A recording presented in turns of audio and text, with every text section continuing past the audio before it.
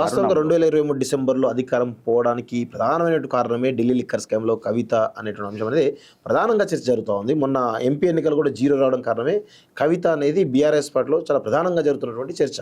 So దాని గురించి మీరు ఏమంటారు? అసలు 23 అసెంబ్లీ ఎన్నికలను మనం చూసినాం. 23 అసెంబ్లీ ఎన్నికల సందర్భంగా అప్పుడు ఈ ప్రభుత్వము కొన్ని పథకాలు పెట్టడము, అవి కొందరికి రీచ్ కావడము, కొందరికి రీచ్ కాకపోవడము, తర్వాత 2 దఫాలుగా పార్టీ అధికారంలో ఉండడము, అందులో చాలామంది ఎమ్మెల్యేల మీద వ్యతిరేకత ఉండడము, కొంతమందిని మారిస్తే తిరిగి అధికారంలోకి వస్తుందని చెప్పేసి చర్చ అంతకంటే బిఫోర్ నుంచే సంవత్సర కాలం నుంచే నడుస్తున్నది. మీరు గమనించండి, ఈ పార్టీ ఓడిపోయింది ఎక్కడ ఓడిపోయింది? రూరల్లో ఓడిపోయింది. అవును, మీరు టౌన్లల్లో కాకుండా రూరల్లో ఓడిపోయింది. సో కారణం ఏంటి అంటే రూరల్లో ప్రజలకు సమస్యలు ఉంటాయి, ఎమ్మెల్యేలకు మధ్య సమస్యలు ఉంటాయి, రకరకాల అంశాలు ఉంటాయి. కనుక వారి మీద ఉండేటువంటి వ్యతిరేకత కావచ్చు, ప్రభుత్వం మీద సహజంగా ఉండేటువంటి వ్యతిరేకత కావచ్చు, ఉద్యోగుల అంశాలు కావచ్చు, అనేక ఫ్యాక్టర్స్ వల్ల ఆ రోజు ఓటమి చెందడం జరిగింది. దానికి కవిత గారని కాదండి, చాలామందికి నోటీసులు ఇచ్చిండ్రు. అసలు ఇప్పుడు సుప్రీంకోర్టే వ్యాఖ్యానించింది, అసలు ఆ లిక్కర్ స్కామ్లో ఎలాంటి మెరిట్ లేదు, అది పెద్ద కేసే కాదని చెప్పేసి సుప్రీంకోర్టు కూడా వ్యాఖ్యానించింది. ఇప్పుడు కూడా దేశవ్యాప్తంగా కూడా మనం చూస్తూ ఉన్నాం. సో ప్రధానంగా వారే కారణం అనేది అయితే కాదు. సో ఒకవేళ నిజంగానే వారే కారణం అయితే ఇప్పుడు అందుకే కదా వారు ప్రశ్నిస్తూ ఉన్నారు. రీజన్ అయితే అది కాదు ఆ ఓటమికి. సరిగా పార్లమెంటు ఎన్నికలు అంటారా, పార్లమెంట్ ఎన్నికల్లో బీజేపీ గాలి అనేది మీరు చూడండి, బీజేపీ గాలి అనేది మొత్తం దక్షిణాది మొత్తం వీచింది, చాలా వీచింది. సౌతుల్నే, నార్తుల్నేమో వాళ్ళకి సీట్లు తగ్గినాయి, ఇక్కడనేమో పెరిగినాయి. సహజంగానే మోడీ మానియా అదంతా పనిచేసింది. కాంగ్రెస్ కూడా అప్పుడప్పుడే అధికారంలోకి వచ్చి ఉన్నది కనుక వాళ్ళకి సీట్లు వచ్చేసినాయి. అంటే అప్పటికి మనకు అంచనా కూడా ఉన్నది, వీరికి కాంగ్రెస్ బీజేపీ మధ్యలోనే ఉంటుంది అనేటువంటి ఒక అంచనా కూడా ఉండడం వల్ల వాళ్ళకి సీట్లు వచ్చేసినాయి. సో ఇప్పుడు అట్లా అంటే ఒరిస్సాలో కూడా అక్కడ ఆ పార్టీకి 0 సీట్లు వచ్చినాయి నవీన్ పట్నాయక్. సో ఇప్పుడు ప్రధానంగా చర్చ ఏం జరుగుతుంది అంటే రాజకీయంలో, తెలంగాణ రాజకీయాల్లో అసలు కవిత పయనం ఎటు, కవిత ఏం చేయబోతుంది, కొత్త పార్టీ పెట్టబోతుందా, తెలంగాణ జాగృతినే లేకపోతే కంటిన్యూ చేయబోతుందా, లేదంటే బీఆర్ఎస్ పార్టీలో ఉన్నటువంటి కీలకమైన పదవి, కేటీఆర్ ఉన్నటువంటి పదవి, వర్కింగ్ ప్రెసిడెంట్ పదవినే కోరుకుంటుందా, దానికోసమే కొట్లాడిన అనేటువంటి చాలా చర్చలు జరుగుతున్నాయి. అసలు ఆమె యొక్క ప్రధానమైనటువంటి కార్యాచరణ ఏమి ఉండబోతుంది? అసలు ఇప్పుడు కవిత గారు ప్రధానంగా ఇప్పుడు వాళ్ళ పార్టీకి సంబంధించినటువంటి అంశం అయితే మరి ప్రధానంగా ఏంటంటే తాను లేవనెత్తినటువంటి అంశాల మీద ఒక స్పష్టత కావాలని చెప్పేసి కోరుతా ఉన్నారు. వారు ఏ అంశాలు అయితే లేవనెత్తిండ్రో, లేఖ ద్వారా కొన్ని అంశాలు లేవనెత్తిండ్రు, రీసెంట్గా చిట్ చాట్ ద్వారా కూడా కొన్ని అంశాలు చెప్పిండ్రు. ఈ అంశాల మీద పార్టీ నుంచి తప్పనిసరిగా స్పష్టత రావాలి.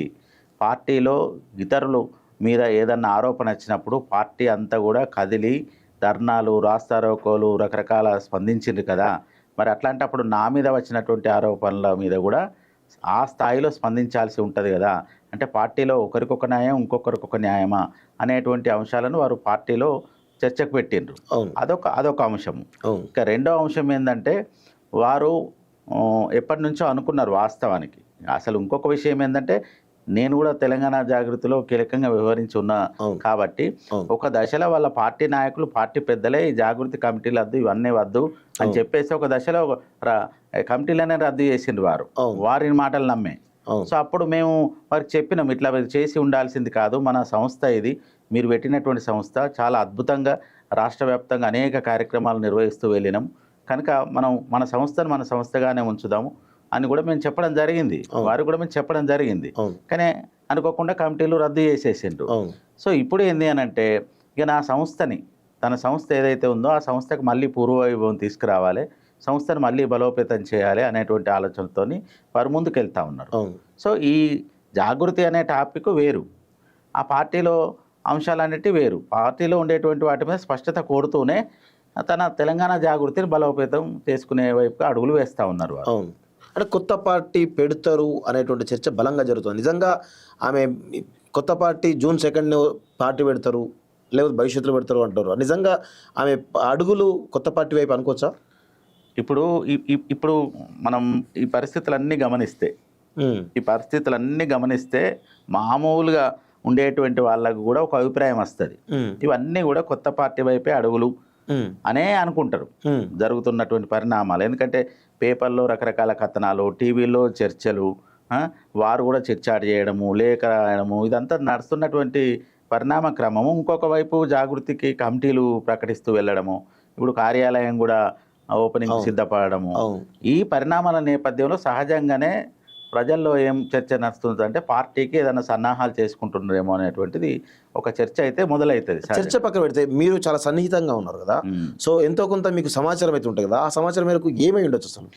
అంటే పార్టీ నిర్దిష్టంగా పార్టీ పెడతారా పెట్టరా అనేది నేను ఇప్పుడు చెప్పలేను, కానీ పార్టీ పెట్టేంత ఒక యంత్రాంగాన్ని అయితే వారు సిద్ధం చేస్తున్నారు. ఓకే. ఎందుకంటే తెలంగాణ జాగృతి ఇదివరకు తెలంగాణ జాగృతి ఏ స్థాయిలో పనిచేసిందంటే ఒక రాజకీయ పార్టీ ఏ స్థాయిలో పనిచేసిందో ఆ స్థాయిలో పనిచేసింది.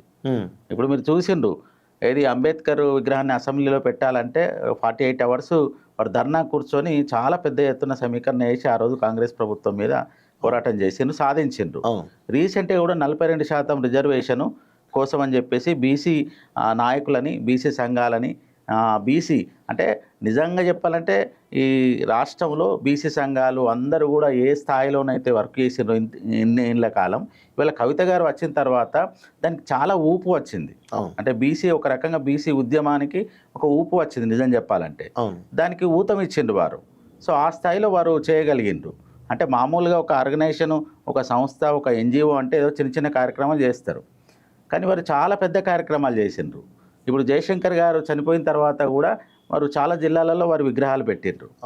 చాలా ఇప్పుడు ఉద్యమంలో కూడా రైలు రోకో, రాస్తా రోకో, అనేకం కూడా అరెస్టులు అయినాయి, కేసులు అయినాయి, అనేక రకాలైనటువంటి కార్యక్రమాలు చేసి ఉన్నారు. అంటే పార్టీ పెట్టాలి అని ఒక నిర్ణయం తీసుకుంటే ఆ సమయం తొందరలోనే ఉందా, ఇంకా టైం పట్టే అవకాశం కనబడుతుందా? అంటే ఇప్పుడు వారి పార్టీ నుంచి మరి స్పష్టత వస్తుందా లేదా వాళ్ళు ఇట్లనే ఉంటారా అనేటువంటి దాన్ని బట్టి ఉండొచ్చు బహుశా. కాకపోతే ఏంటి అని అంటే ఇప్పుడు తెలంగాణ జాగృతిని చాలా బలోపేతం చేసేటువంటి పరిస్థితులు ఉన్నాయి కనుక, ఒకవేళ తెలంగాణ జాగృతి పూర్వం లాంటి పరిస్థితులు కనుక జాగృతి కనుక వస్తే నాలాంటి వాడిని అంటే ఒక కార్యకర్తగా, అందులో ఒక కార్యకర్తగానైతే నేను పెట్టాలని అనుకుంటా, పెడితే బాగుంటుంది అనేటువంటి ఆలోచన ఉంటుంది. ఎందుకంటే ఇప్పుడు తెలంగాణ జాగృతి సంస్థలో పనిచేసినటువంటి వాళ్ళు కానీ చాలామంది అనేకులు పనిచేసిండ్రు, ఏళ్ళ తరబడి పనిచేసినప్పుడు మరి వారి నాయకత్వంలో పనిచేసిన వారు టీఆర్ఎస్ నాయకురాలే, ఎంపీగా గెలిచిండ్రు, కేసీఆర్ గారి కూతురే. వారికి సంబంధించినటువంటి ఎంతమందికి ప్రభుత్వంలో పదవులు వచ్చినాయి? ఒక్కరికి కూడా ఒక టికెట్ రాలేదు. రాజీవ్ సాగర్ ఒక్కరికి వచ్చింది, అంతే కదా. మిగతా వాళ్ళకైతే ఎవరికైతే ఏమి వచ్చినటువంటి పరిస్థితులు లేవు కదా. అంటే 10 ఏళ్ళ అధికారంలో ఉండి కూడా కనీసం ఒక్క కార్యకర్తకు కూడా ఏమీ చేసుకోలేనటువంటి పరిస్థితులల్లో, ఏ చిన్న నామినేటెడ్ పదవి కూడా ఇప్పించుకోలేనటువంటి పరిస్థితులల్లో వారు ఉన్నారు 10 ఏళ్ల పాటు. సో మరి ఇప్పుడు నెక్స్ట్ ఏంటిది? నెక్స్ట్ కూడా ఇదంతా బలోపేతం చేయాలి అంటే కార్యకర్తలకు ఒక భరోసా కూడా ఇవ్వాల్సి ఉంటుంది కదా. అవును. ఎందుకంటే ఇప్పటికే ఇన్నేళ్ల పాటు పనిచేసినాము, మరి ఇన్నేళ్ల పాటు పనిచేసినప్పుడు ఏం జరిగింది అనేటువంటి ఒక చర్చ కూడా వస్తుంటుంది కదండి. వాస్తవంగా తెలంగాణ జాగృతిలో ప్రస్తుతం ఉన్నటువంటి నాయకత్వం మొత్తం కూడా నిర్వీర్యం అయిపోయింది. ఎవరు కూడా తనతోటి పాత కార్యకర్తలు ఎవరు కూడా లేరు అని చెప్పేసి ఒక బలమైనటువంటి వాదన వినిపిస్తుంది. నాకు కూడా చాలా మంది, నేను కూడా అలా పనిచేసిన కాబట్టి చాలా మంది నాకు ఫోన్లు చేస్తూ ఉన్నారు. సో నిజంగా పాత కార్యకర్తలు ఎవరుతున్నారు వాళ్ళందరినీ పొమ్మలేక పోగబెట్టినట్టుగా తెలుస్తోంది. దాని గురించి మీరేమంటారు? వాస్తవానికి ఏంటంటే ఇది ఇప్పుడు ఈ విషయంలో కూడా పెద్ద కుట్ర జరిగింది. తెలంగాణ జాగృతి అనేటువంటి సంస్థ మీద కూడా చాలా కుట్రలు జరిగినాయి. ఎందుకు అంటే అసలు జాగృతి కమిటీలే మొత్తం రద్దు చేయండి అని చెప్పేసి వాళ్ళ పార్టీ నాయకులు కొంతమంది వీరి యొక్క ఈ స్ట్రెంగ్త్ను తట్టుకోలేక ఈ సంస్థ బాగా ఎదుగుతూ ఇబ్బందులు అయితే అని చెప్పేసి భయపడి అట్లా ఆ రకంగా చెప్పడం వల్ల వారు 2 సార్లు కమిటీలను రద్దు చేయడం జరిగింది. ఇట్లా రద్దు చేసుకుంటూ పోతే ఎవరుంటారండి? ఎవరైనా ఉండలేరు కదా. ఒక కార్యాచరణ అనేది యాక్టివ్గా నిరంతరంగా ఉన్నప్పుడు తప్పనిసరిగా ఉంటారు. ఇప్పుడున్న పరిస్థితుల్లో ఆమె ఒక డెసిషన్ తీసుకుంటుంది కాబట్టి ఈ పరిస్థితుల్లో కూడా చాలా మంది సీనియర్ కార్యకర్తలు కూడా వెళ్ళిన సందర్భాలు కనబడతా ఉన్నాయి. ఈవెన్ నేను ఇంతకుముందు డిస్కస్ రాజు సార్తో సహా ఎవరు కూడా తనతోటి లేరు అనేది కూడా చాలా స్పష్టంగా తెలుస్తూ ఉంది. ఎందుకు ఆ పరిస్థితి వచ్చింది? లేదండి, అయితే ఇప్పుడు ఏం జరుగుతుందంటే ఇప్పుడు ఒక మూమెంట్ తీసుకున్నప్పుడు ఒక రకంగా ఉంటుంది, స్తబ్దుగా ఉన్నప్పుడు ఒక రకంగా ఉంటుంది. ఇప్పుడు అందరు కూడా ఆలోచిస్తున్నారు. సో అక్క ఏదో అడుగులు వేస్తా ఉంది అని చెప్పేసి ఇప్పుడు మీరు అన్నారు కదా పాత వాళ్ళు అని చెప్పేసి, అందరు కూడా వాస్తవం చెప్పాలంటే వారు ఒక పిలిస్తే అందరు కూడా వచ్చే పరిస్థితి ఉందండి. ఎవరికి కూడా వారి మీద నెగిటివ్ ఒపీనియన్ అనేది లేదు. సరే సంస్థలో కొన్ని పరిణామ క్రమాలు జరుగుతాయి. సంస్థ అన్నప్పుడు రకరకాల ఇష్యూస్ ఉంటాయి.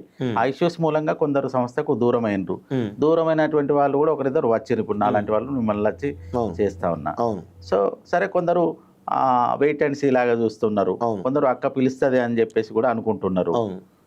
అసలు మేము మొత్తానికి అటు మొక్కనే రాము అనేటువంటి భావన అయితే ఎవరికైతే లేదండి. విదేశాల్లో ఉన్నత విద్యను చదువుకోవాలని అనుకుంటున్నారా? అయితే వెంటనే ఫ్లైగ్రాడ్ ఓవర్సీస్ ఎడ్యుకేషన్ కన్సల్టెన్సీని సంప్రదించండి. మీ విదేశీ కలలను సాకారం చేసుకోండి. ఫ్లైగ్రాడ్